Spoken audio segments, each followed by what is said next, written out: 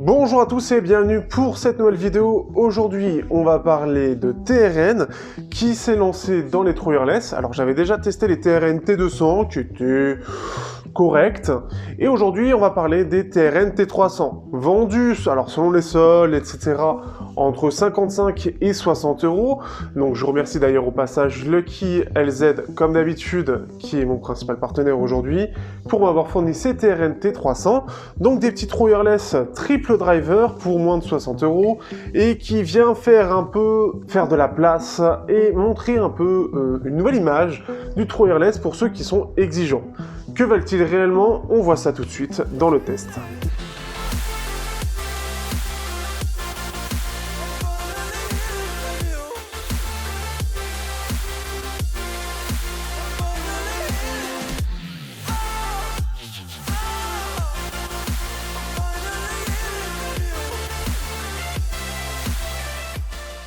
Au niveau du design, on va pas aller très loin dans cette partie-là. On a droit à une boîte qui est assez sympathique avec un capot qui est quand même un peu particulier au niveau du design. On peut voir TRN avec une partie glossy, une partie mat et tout le reste en mat. C'est un choix. Rechargeable en USB-C, charge sans fil en dessous, donc c'est plutôt bien, surtout à ce prix-là. Les seuls que je connaisse qui fassent ça, c'est PAMU. Un peu plus cher, il y a Honor, mais ça reste très rare. Donc ça, c'est une bonne chose à noter. On a une grosse boîte, mais qui s'explique par l'effet qu'on a 72 heures d'autonomie par la boîte, ce qui est tout de même excellent, mais forcément, par contre, si on se compare à d'autres boîtes, c'est quand même beaucoup plus gros. Si on compare à du CCA, dont je parlerai dans le son un peu plus tard, voilà un petit peu la boîte. Alors en termes de largeur, c'est plutôt pas mal, mais en termes de hauteur, ça prend de la place quand même, hein. C'est un peu moyen. Si je compare par exemple à des Oki, les Oki EPN5 avec la réduction de bruit qui sont vendus à peu près le même prix, voilà un petit peu ce que ça donne. Hop. Donc on a quelque chose qui est quand même globalement plus épais, donc pareil, ça se sentira dans la poche. Quand on l'ouvre, on a une petite chose sympathique, on en reparlera dans les fonctionnalités. Alors par contre, ça, c'est le truc un petit peu dommage, ça tient pas. Mais on a l'indicateur de batterie qui est présent, ainsi que la batterie pour chaque écouteur. Alors ça aura d'autres fonctions, on en parlera après, donc ça c'est quelque chose de sympathique, surtout qu'on a un effet mat, c'est-à-dire que vraiment en fait c'est sous la première partie, ça fait un effet un peu premium tout de même. Les écouteurs eux-mêmes, on reprend un peu le design de ce que l'on connaît côté écouteurs, mais cette fois-ci pas de pincé, pas de fil, on est sur quelque chose de tout à fait classique, on est sur un design qui est bien maîtrisé en plus de ça, donc tout en plastique, effet mat aussi, donc très cohérent avec le design de la boîte. On a des touches tactiles et on a un petit design à la TRN avec des petits effets, c'est assez joli, c'est sobre et c'est efficace.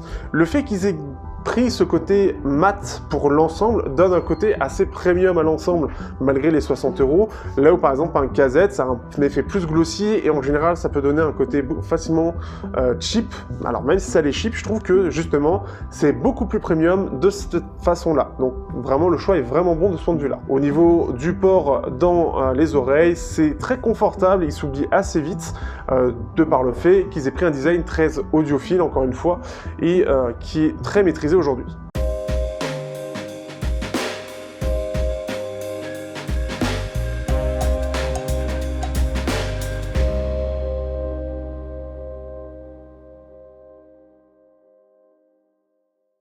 Au niveau des fonctionnalités, on se retrouve avec du Bluetooth 5, alors côté classique, avec du AAC, du USB-C et du aptX. On a droit à la dernière puce, ce qui fait qu'en plus de ça, le côté True Wireless qui est présent dans cette partie-là fait aussi partie des codecs, puisqu'on va avoir un True Wireless un petit peu particulier, c'est-à-dire que ça reprend un peu le système des AirPods, pardon, et aussi des Sony. Donc vous avez un écouteur qui va aller chercher l'information, qui va faire la gestion du flux, qui va transmettre l'information à l'autre écouteur, sauf que au lieu de transmettre toutes les informations, notamment donc le fichier, eh bien en fait il va juste dire bah écoute j'en suis à là, et l'autre fichier lui va aller chercher l'information. Il va dire bon écoute j'ai ce flux là du téléphone, et l'autre va aller chercher. Ça permet tout simplement d'avoir une petite synchronisation entre les deux écouteurs, mais de façon très légère, et de l'autre, bah, comme ça permet d'avoir deux flux différents de très bonne qualité. C'est une technologie en tout cas de chez Qualcomm, ils l'ont mis en avant et c'était très efficace, ça tient très bien, ça se déconnecte pas, c'est vraiment pas mal de ce point de vue-là. Au niveau des commandes, on est sur quelque chose d'assez classique, play, pause, etc. Petite chose particulière, alors on est sur du tactile, mais pour changer de volume, ça va être 4 fois. Il faut appuyer 4 fois. C'est un peu particulier, mais ça permet en fait d'éviter les mauvaises, tout simplement les mauvaises manipulations, notamment quand vous les mettez dans l'oreille ou quand vous l'enlevez. Quand vous appuyez une fois, en général, ça peut créer des mauvaises manipulations. C'est un truc un peu chiant des True Wireless. Eux, ils ont décidé de déplacer le problème en appuyant 4 fois. Je crois d'ailleurs que Sennheiser, c'était un peu le même principe, mais avec 3 appuis. C'est un choix, et ce qui fait que ça fonctionne plutôt bien. L'ensemble est plutôt réactif, j'ai pas eu de soucis de ce point de vue-là. Au niveau isolation, il est marqué isolation CVC, il faut savoir que c'est que pour les appels. Moi, je ne teste pas les micros, donc il faudra passer sur ce point-là, ce sera quelqu'un d'autre qui pourra y répondre. Mais l'isolation passive est plutôt bonne. Alors, c'est pas aussi bien que des intras dédiés filaires, mais ça se défend plutôt bien, et on a quelque chose de correct. Surtout que le son arrivera à pas mal couvrir après les bruits. Au niveau de l'autonomie, pour finir, on a une autonomie de 4 heures pour les écouteurs, ce qui est quand même pas mal et bien meilleur que ma référence actuelle à moins de 50 €, les KZZ1. On est dans la moyenne, c'est rare que ça soit à plus de 5 heures. Donc ici, bon, c'est correct sans être incroyable. Par contre, ce qui est bien, c'est compensé par une boîte qui a 72 heures d'autonomie, qui elle est bien au-dessus de ce que peut avoir la concurrence, qui est aux alentours de 15 à 25 heures, voire 40 heures dans certains cas. Mais ce qui fait que c'est bien meilleur et on aura très peu besoin de les recharger. Je l'ai d'ailleurs beaucoup ressenti puisqu'aujourd'hui, depuis que j'ai démarré, que je les ai eus, je ne suis qu'à 72% et sachant que je les ai plutôt utilisés, je les ai pas mal sortis, ça s'est beaucoup moins vidé que pour certains appareils où j'étais déjà à 50%, voire 25%, ou que certains j'ai même dû recharger. Donc très très positif de ce point de vue-là.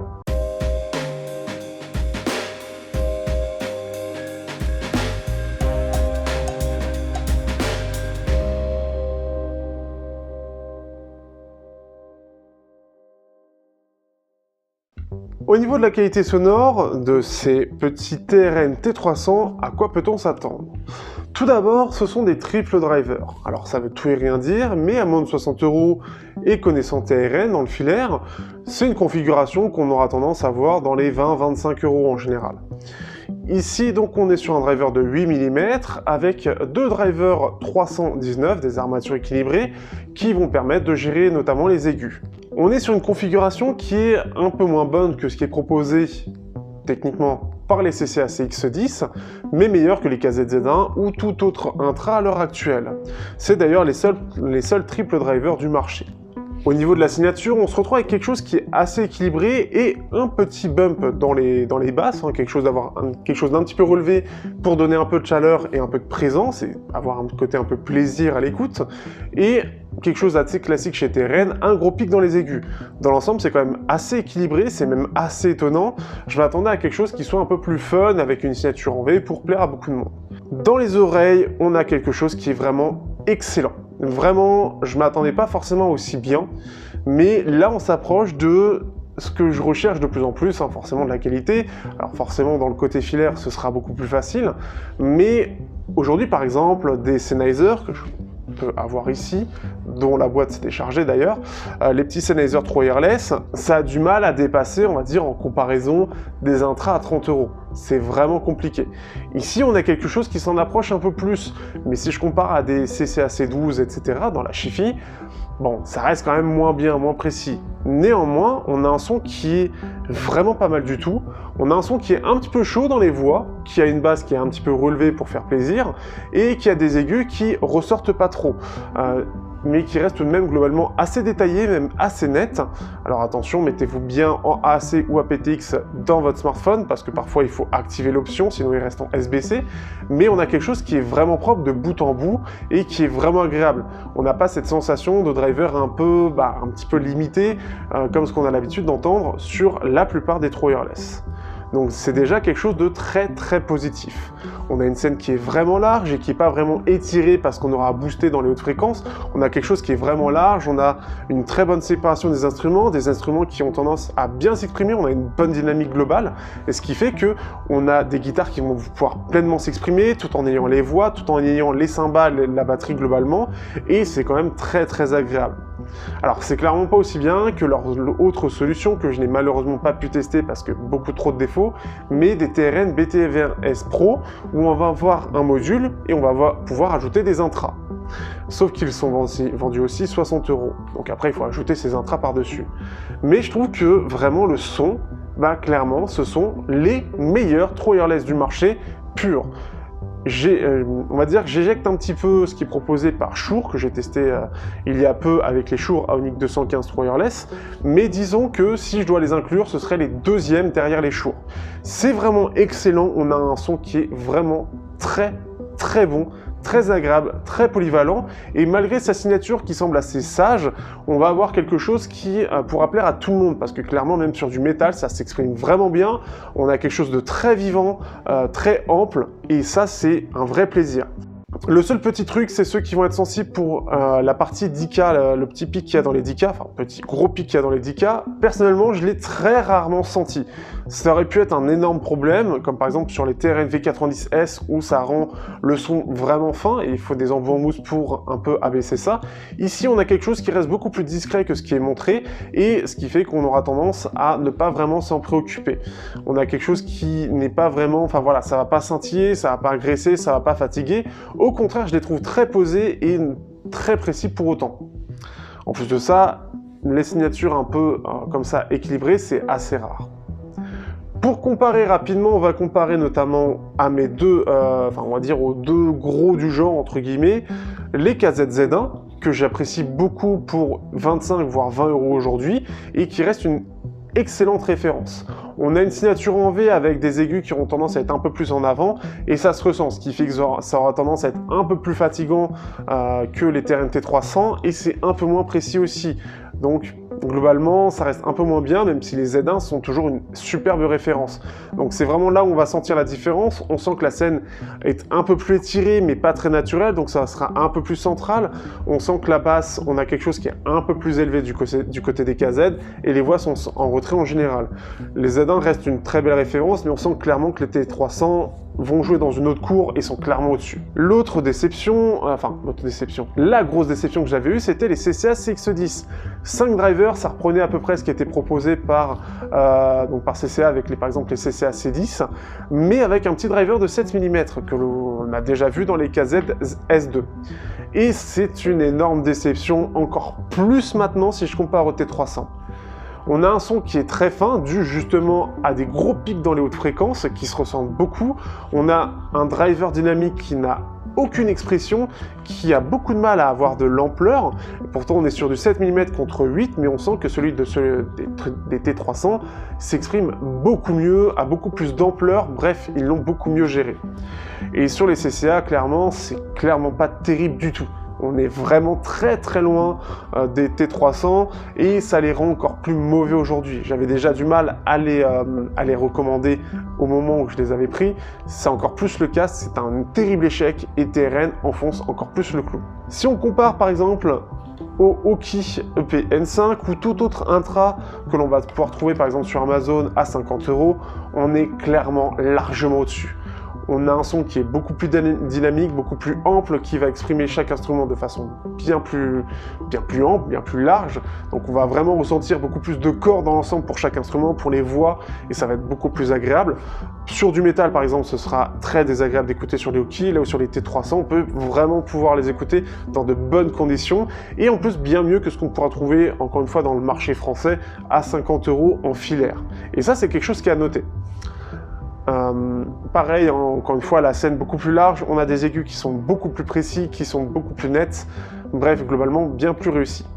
Dernière comparaison, justement, les Sennheiser True Wireless 2 qui restent parmi les meilleurs intras du marché en True Wireless, en écouteurs sans fil. Les Sennheiser, eux, ont un driver de 7 mm. Alors ça paraît un peu petit, mais tout dépend comment c'est géré, et on est sur du Sennheiser à 250 €, sorti à 300. Eh bien on sent pareil que les T300 restent au-dessus. On a un driver qui est beaucoup plus performant, même le côté triple driver, on a plus d'ampleur d'un côté, on a un son qui s'exprime globalement mieux, et on a une scène beaucoup plus large aussi, mais pour finir, on a surtout pareil encore une fois, des aigus qui sont plus nets, qui sont plus agréables, qui sont moins agressifs. Les Sennheiser restent quand même très bons en face au T300, mais on sent que les Trip 300 sont au-dessus, ce qui fait un peu mal. Encore une fois, on est sur de la Chi-Fi, on est sur de l'importation, donc c'est pas exactement les mêmes marchés, mais on sent la très grosse différence de la Chi-Fi apportée par TRN, parce que, bah voilà, on est à 60 € contre plus de 200 € en comparaison. Ça fait mal, mais TRN connaît son domaine côté Chi-Fi, l'a miniaturisé, l'a balancé, et on est sur quelque chose qui est, cette fois-ci, par rapport au T200, beaucoup plus maîtrisé. On a quelque chose qui est vraiment très agréable à l'écoute et qui plaira à n'importe qui. Donc vraiment, on est sur quelque chose de très positif et j'aime beaucoup, en tout cas, ce T300. Ça pourrait être un peu plus dans ma collection et c'est plus compact, par exemple, que les Shure TW1 qui prennent beaucoup de place. Shure Aonic 215 pour le côté avec intra. Donc ils sont quand même plus transportables que ces derniers et c'est aussi ça qu'on va retenir.